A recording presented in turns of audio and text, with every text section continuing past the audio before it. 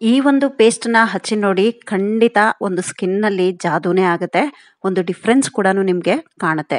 Hi dear viewers, welcome back to my channel Jyothi's lifestyle. ಮುಖದಲ್ಲಿ ಎಂಥದೇ ಕಲೆಗಳಾಗ್ಬೋದು ಅಥವಾ dullness ಆಗ್ಬೋದು ಎಲ್ಲಾನು ಇದು ತಡೆಗಟ್ಟುತ್ತೆ. ಇದ್ರಲ್ಲಿ ಏನ್ ಸ್ಪೆಷಲ್ ಅಂದ್ರೆ ನಾವು ಇಲ್ಲಿ ಅರಿಶಿನವನ್ನ ಬಿಸಿ ಮಾಡಿ ಹಾಕೊಳ್ತಾ ಇದೀವಿ. ಅಗೇನ್ ನಮ್ಗೆ ಈ ರೆಮಿಡಿಲಿ ಆಲೂಗಡ್ಡೆ ಬೇಕಾಗತ್ತೆ. ಒಂದು ಆಲೂಗಡ್ಡೆ ನಾನು ತಗೊಂಡಿದ್ದೀನಿ. ಇಲ್ಲಿ 3 ಜನ ನಾವು ಯೂಸ್ ಮಾಡ್ತಿರೋದ್ರಿಂದ ಪೂರ್ತಿ ಒಂದು ಆಲೂಗಡ್ಡೆ ತಗೊಂಡಿದ್ದೀನಿ. ಇಲ್ಲಿ ಯಾರು ಒಬ್ರು ಯೂಸ್ ಮಾಡ್ತಾ ಇದ್ರೆ ಅರ್ಧ ಅಥವಾ ಕಾಲ್ ಭಾಗ ಯೂಸ್ ಮಾಡ್ಕೊಳ್ಳಿ, ಇಲ್ಲ ಅಂದ್ರೆ ವೇಸ್ಟ್ ಆಗುತ್ತೆ. ಸೊ ಇದನ್ನ ಚೆನ್ನಾಗಿ ತೊಳೆದು ಸಿಪೆ ತೆಗೆದು ಈ ರೀತಿಯಾಗಿ ಗ್ರೇಟ್ ಮಾಡ್ಕೋಬಹುದು, ಇಲ್ಲ ಬೇಕಿದ್ರೆ ಮಿಕ್ಸಿ ಕೂಡ ಮಾಡ್ಕೊಳ್ಬಹುದು. ಮಿಕ್ಸಿ ಅಂದ್ರೆ ಸ್ವಲ್ಪ ನೀರ್ ಬೇಕಾದ್ರೆ ಸೇರಿಸಿ ಪೇಸ್ಟ್ ಮಾಡ್ಕೋಬಹುದು.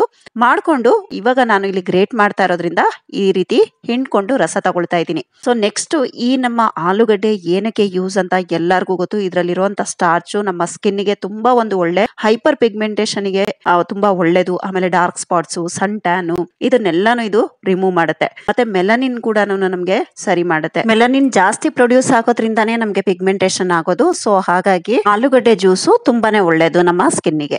ಬೇರೆ ನಾವು ಸ್ಕಿನ್ ವೈಟ್ನಿಂಗ್ ಗೆ ಕೆಮಿಕಲ್ ಇರುವಂತ ಕ್ರೀಮ್ ಗಳನ್ನ ಯೂಸ್ ಮಾಡೋದಕ್ಕಿಂತ ಬದಲು ಈ ನಾವು ಆಲೂಗಡ್ಡೆಯ ರಸವನ್ನ ರೆಗ್ಯುಲರ್ ಆಗಿ ಯೂಸ್ ಮಾಡೋದ್ರಿಂದ ನಮ್ಗೊಂದು ಒಳ್ಳೆ ರಿಸಲ್ಟ್ ಸಿಗುತ್ತೆ. ನ್ಯಾಚುರಲ್ ನಮ್ಗೆ ಸ್ಕಿನ್ ವೈಟ್ನಿಂಗ್ ಬ್ರೈಟ್ನಿಂಗ್ ಎರಡೂ ಕೆಲಸ ಮಾಡುತ್ತೆ. ಸೊ ಈಗ ಇದಕ್ಕೆ ನಾನು ಒಂದು 5 ರಿಂದ 6 ಡ್ರಾಪ್ಸ್ ಅಷ್ಟು ನಿಂಬೆ ರಸವನ್ನ ಸೇರಿಸ್ಕೊಳ್ತಾ ಇದ್ದೀನಿ. ನಿಂಬೆ ರಸನು ಆಡ್ ಮಾಡೋದ್ರಿಂದ ನಮ್ಮ ಮುಖದಲ್ಲಿರುವಂತ ಈ ಡಾರ್ಕ್ ಸ್ಪಾಟ್ಸ್ ಆಗ್ಬೋದು, ಪಿಗ್ಮೆಂಟೇಶನ್ ಆಗ್ಬೋದು, ಅಥವಾ ಈ ಸನ್ ಟ್ಯಾನ್ ಆಗ್ಬೋದು, ಎಲ್ಲಾನು ಸ್ವಲ್ಪ ಲೈಟ್ ಆಗುತ್ತೆ. ಇದನ್ನ ಒಂದ್ಸಾರಿ ಚೆನ್ನಾಗಿ ಮಿಕ್ಸ್ ಮಾಡೋಣ. ಈಗ 1 ಟೇಬಲ್ ಸ್ಪೂನ್ ಅಷ್ಟು ನಾನು ಇಲ್ಲಿ ರೋಸ್ ವಾಟರ್ ಅನ್ನ ತಗೊಳ್ತಾ ಇದ್ದೀನಿ. ಮನೇಲೆ ಮಾಡಿರುವಂತ ರೋಸ್ ವಾಟರ್ ಆದ್ರೆ ಇನ್ನೂ ಒಳ್ಳೇದು, ಇಲ್ಲ ಅಂದ್ರೆ ಒಂದ್ ಒಳ್ಳೆ ಬ್ರಾಂಡೆಡ್ ತಗೊಳ್ಳಿ. ಕಲರ್ ಆಗಿರುವಂತ ರೋಸ್ ವಾಟರ್ ಅನ್ನ ತಗೊಳ್ಬಾರ್ದು, ಯಾಕಂದ್ರೆ ರೋಸ್ ವಾಟರ್ ಪ್ಯೂರ್ ವೈಟ್ ಇರುತ್ತೆ, ನೀರ್ ತರ. ನೆಕ್ಸ್ಟ್ ನಾನು ಇದಕ್ಕೆ ಗೋಧಿ ಹಿಟ್ಟು ಅಥವಾ ಕಡಲೆ ಹಿಟ್ಟನ್ನ ಸೇರಿಸ್ಕೊಳ್ತಾ ಇದ್ದೀನಿ. ನಾನು ಇದರಲ್ಲಿ ಕಡಲೆ ಹಿಟ್ಟನ್ನ ಸೇರಿಸ್ಕೊಳ್ತಾ ಇದ್ದೀನಿ. ನೀವು ಇಲ್ಲಿ ಬೇಕಿದ್ರೆ ಕಡಲೆ ಹಿಟ್ಟಿನ ಜಾಗದಲ್ಲಿ ಗೋಧಿ ಹಿಟ್ಟನ್ನು ಕೂಡ ಯೂಸ್ ಮಾಡಬಹುದು. ಕಡಲೆ ಹಿಟ್ಟು ಅಥವಾ ಗೋಧಿ ಹಿಟ್ಟು ಎರಡರಲ್ಲಿ ಯಾವ್ದಾದ್ರು ಒಂದನ್ನ ಹಾಕ್ಬೇಕು. ಅದು ಗಟ್ಟಿ ಬರೋ ತನಕ ಎಷ್ಟು ಸ್ಪೂನ್ ಬೇಕಾದ್ರೂ ಹಾಕೊಳ್ಬಹುದು. ನಾನಿಲ್ಲಿ 2 ರಿಂದ 3 ಸ್ಪೂನ್ ಅಷ್ಟು ಸೇರಿಸ್ಕೊಂಡಿದ್ದೀನಿ. ಇಲ್ಲಾಂದ್ರೆ ತುಂಬಾ ನೀರ್ ಆಗ್ಬಿಡುತ್ತೆ. ಈ ಪೊಟ್ಯಾಟೊ ಜ್ಯೂಸ್ ಏನಿದೆ ಇದು ಸ್ವಲ್ಪ ಜಾಸ್ತಿ ಇರೋದ್ರಿಂದ ಕಡಲೆ ಹಿಟ್ಟಿನ ಪ್ರಮಾಣ ಕೂಡ ಜಾಸ್ತಿ ಬೇಕಾಗುತ್ತೆ. ನೆಕ್ಸ್ಟ್ ಇದು ಸ್ಪೆಷಲ್ ಇಂಗ್ರೀಡಿಯೆಂಟ್ ಅಂದ್ರೇನೆ ಅರಿಶಿನ. ಅರಿಶಿನೂ ಅಷ್ಟೇ, ಕಸ್ತೂರಿ ಅರಿಶಿನ ತಗೊಳ್ಳಿ, ಇಲ್ಲ ಬಿಳಿ ಅರಿಶಿನ ಕೂಡ ತಗೊಳ್ಬಹುದು. ಈ ಅಡಿಗೆ ಮನೆ ಅರಿಶಿನ ಆದ್ರೆ ಖಂಡಿತ ಯೂಸ್ ಮಾಡಬೇಡಿ, ಇದನ್ನ ಸ್ಕಿಪ್ ಮಾಡಿ. ನಾನು ಇಲ್ಲಿ 1/4 ಟೇಬಲ್ ಸ್ಪೂನ್ ಅಷ್ಟು ಅರಿಶಿನ ತಗೊಳ್ತಾ ಇದ್ದೀನಿ. ಇಲ್ಲಿ ನೀವು ಬೇಕಿದ್ರೆ ಜಾಸ್ತಿ ಪ್ರಮಾಣದಲ್ಲಿ ಕೂಡ ತಗೊಳ್ಬಹುದು, ಆದ್ರೆ ಇದನ್ನ ಸ್ಟೋರ್ ಮಾಡ್ಕೋಬೇಕಾಗತ್ತೆ ನೀವು ಫ್ರೈ ಮಾಡ್ಬಿಟ್ಟು. ಅದಕ್ಕೋಸ್ಕರ ನನಗೆ ಈ ಒಂದು ರೆಮಿಡಿಗೆ ಎಷ್ಟು ಬೇಕು ಅಷ್ಟು ಮಾತ್ರ ಫ್ರೈ ಮಾಡ್ಕೊಳ್ತಾ ಇದ್ದೀನಿ. ಫ್ರೈ ಮಾಡುವಾಗ ದಪ್ಪ ತಳದ ಪಾತ್ರೆನ ತಗೊಳ್ಬೇಕು. ಆಮೇಲೆ ತುಂಬಾ ಸಿಮ್ಮಲ್ಲಿ ಇಟ್ಕೊಂಡು 1 ನಿಮಿಷ ಜಸ್ಟ್ ನಾವು ಈ ರೀತಿ ಬಿಸಿ ಮಾಡ್ಕೊಂಡ್ರೆ ಸಾಕಾಗುತ್ತೆ. ಈಗ ಇದು ಆಗಿದೆ, ನೋಡ್ತಾ ಇದ್ದೀರಲ್ಲ. ತುಂಬಾ ಇದನ್ನ ಕಪ್ಪಾಗೋ ತನಕ ಫ್ರೈ ಮಾಡಬಾರ್ದು, 1 ನಿಮಿಷ ಸಾಕಾಗುತ್ತೆ ಅಷ್ಟೇನೆ. ಈಗ ಇದನ್ನ ಸೈಡಲ್ಲಿ ಇಟ್ಕೊಳ್ತೀನಿ. ಈಗ ಇದಕ್ಕೆ ನಾನು ಒಂದು ಅರ್ಧ ಟೇಬಲ್ ಸ್ಪೂನ್ ಅಷ್ಟು ಮಸೂರ್ ದಾಲ್, ಈ ರೆಡ್ ಮಸೂರ್ ದಾಲ್ ಬರುತ್ತಲ್ಲ, ಇದ್ರ ಒಂದು ಪೌಡರ್ ಅನ್ನ ಹಾಕೊಂಡಿದ್ದೀನಿ. ಇದು ಅಷ್ಟೇ ಸ್ಕಿನ್ ತುಂಬಾ ಒಳ್ಳೇದು. ನೆಕ್ಸ್ಟ್ ಇಲ್ಲಿ ನಾನು 1 ಟೇಬಲ್ ಸ್ಪೂನ್ ಅಷ್ಟು ಕೊಬ್ಬರಿ ಎಣ್ಣೆಯನ್ನ ಹಾಕೊಳ್ತಾ ಇದ್ದೀನಿ. ತುಂಬಾ ಆಯಿಲಿ ಸ್ಕಿನ್ ಆ ತರ ಏನಾದ್ರು ಎಣ್ಣೆ ಬೇಡ ಅನ್ನೋದಾದ್ರೆ ಬೇಕಾದ್ರೆ ಸ್ಕಿಪ್ ಮಾಡ್ಬೋದು. ಕೊಬ್ಬರಿ ಎಣ್ಣೆ ಕೂಡ ನಮ್ಮ ಸ್ಕಿನ್ನಿಗೆ ತುಂಬಾನೇ ಒಳ್ಳೇದು. ಸೊ ಹಾಗಾಗಿ ಕೊಬ್ಬರಿ ಎಣ್ಣೆ ಹಾಕೊಳ್ತಾ ಇದ್ದೀನಿ. ಅಕಸ್ಮಾತ್ ಇದು ಬೇಡ ಅನ್ನೋದಾದ್ರೆ ಬಾದಾಮಿ ಎಣ್ಣೆ ಕೂಡ ಹಾಕೋಬಹುದು, ಇಲ್ಲ ಆಲಿವ್ ಆಯಿಲ್ ಕೂಡ ಹಾಕೋಬಹುದು. ಫ್ರೈ ಮಾಡಿ ಇಟ್ಕೊಂಡಿದ್ದಂತ ಅರಿಶಿನವನ್ನ ಹಾಕೊಳ್ತಾ ಇದ್ದೀನಿ. ಇಷ್ಟನ್ನು ಹಾಕೊಂಡು ಚೆನ್ನಾಗಿ ಒಂದು ಮಿಕ್ಸ್ ಮಾಡಿ. ಇಲ್ಲಿ ಏನಾದ್ರೂ ನಮ್ಗೆ ಪೇಸ್ಟ್ ತುಂಬಾ ತೆಳು ಇದೆ ಅಂದ್ರೆ ಇನ್ನು ನಾವು ಗೋಧಿ ಹಿಟ್ಟು ಅಥವಾ ಕಡಲೆ ಹಿಟ್ಟನ್ನ ಸೇರಿಸ್ಕೋಬಹುದು. ನೆಕ್ಸ್ಟ್ ನಾನಿಲ್ಲಿ 1 ಟೇಬಲ್ ಸ್ಪೂನ್ ಅಷ್ಟು ಹುಳಿ ಮೊಸರನ್ನ ಹಾಕೊಳ್ತಾ ಇದ್ದೀನಿ.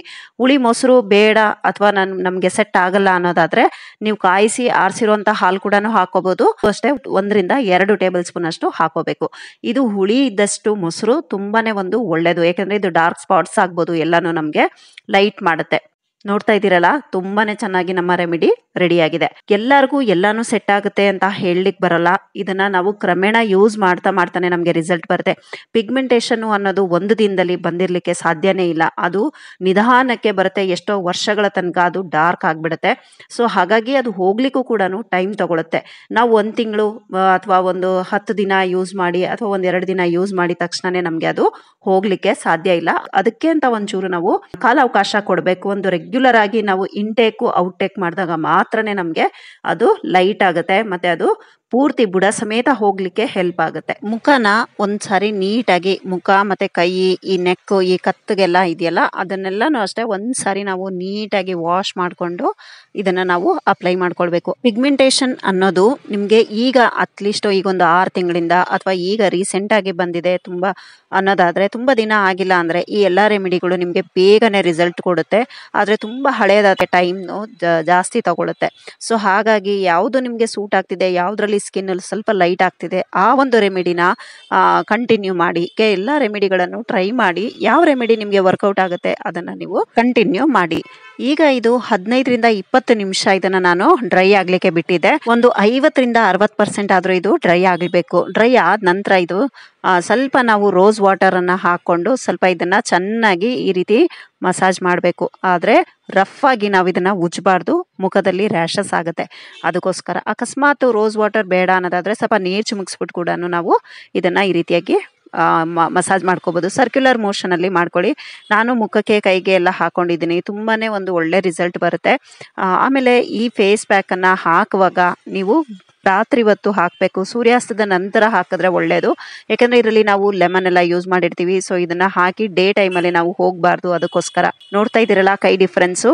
ಈಗ ನಾನು ತಣ್ಣೀರ್ನಲ್ಲೇನೆ ಮಾಮೂಲಿ ಕೈ ಮತ್ತೆ ಮುಖನ ವಾಶ್ ಮಾಡ್ಕೊಂಡು ಬಂದಿದ್ದೀನಿ. ನೀವು ಇದನ್ನ ಟ್ರೈ ಮಾಡಿ. ಇಷ್ಟ ಆದ್ರೆ ಫ್ರೆಂಡ್ಸ್ ರಿಲೇಷನ್ಸ್ಗೂ ವಿಡಿಯೋನ ಶೇರ್ ಮಾಡಿ. ಡಿಯರ್ ವ್ಯೂವರ್ಸ್, ವಿಡಿಯೋನ ಇಲ್ಲಿಗೆ ಎಂಡ್ ಮಾಡ್ತಾ ಇದ್ದೀನಿ. Thank you for watching. Have a nice day. Take care. Bye bye.